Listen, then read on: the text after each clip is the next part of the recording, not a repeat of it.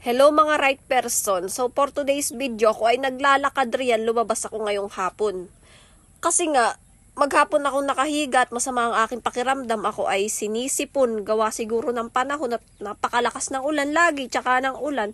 At diyan nga ako ay naghahanap na naman laang na masusungkit na buko dahil ako ay ni UUT ay ano kahapon, nakaraang araw pa.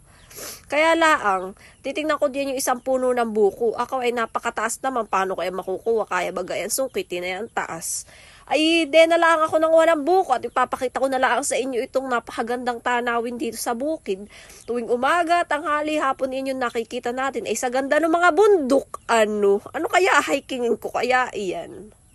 Ang ganda pa nung kalabaw. Mamaya malalaman ninyo kung kaninong kalabaw iyon. At iyan nga, nagsasaing na tayo riyan ng kakainin natin ngayong hapon. At ipapakita ko sa inyo yung manok rito na mestizo. Na pwede mong ilaban. Kung gusto mong ilaban, ay ilaban mo lang. Ibigay ko pa iyan. At iyan nga, ipapakita ko sa inyo yung tanim naming saging rito. Ay hindi ko alam kung bungulan iyan o lakatan. Naman iyan tordan at napakalaki ng puso niya tsaka ng bunga niya. Ay iyan lang yung namumunga rito. At iyan rin, naubos na yung bunga niyang napakaliit na puno na niyog na dwarf na iyan. Alam niyo kung bakit? Ay ako lang nakakaubos niyan dahil may UTI nga ako. Araw-araw ko yatang kinukuha iyan. Ay abot ko naman ganda. Di ba ang ganda ng tanawin?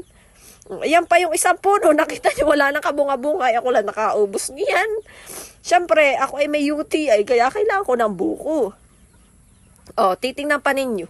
Ayan nga pala yung pinasungkit kong buko na dalawa. Ay hindi naman daw pala yung buko at bulok na. Ewan ko kung bulok na yan o niyog iyan. Ay di wag na rin. Wow, ayan na nga yung buko. Ay hindi pala to buko, yung kalabaw natin. Ayan nga pala yung alagang kalabaw rito sa bukid. Kumakain siya. Nagtago na pati, nahiya sa inyo. So katabi ni binibidyohan ninyo ay. Yan yung alaga naming kalabaw rito. Pinapaalaga.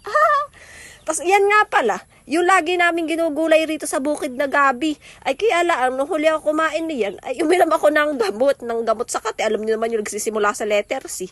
Dahil, kinati ako.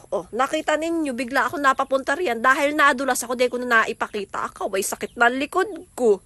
Ano magagawa ko? Ay nadulas na ako, kaya ayan, napapunta na sa siling ko, tikot na lagi kong kinukuha na iilan na rin lang ang bunga.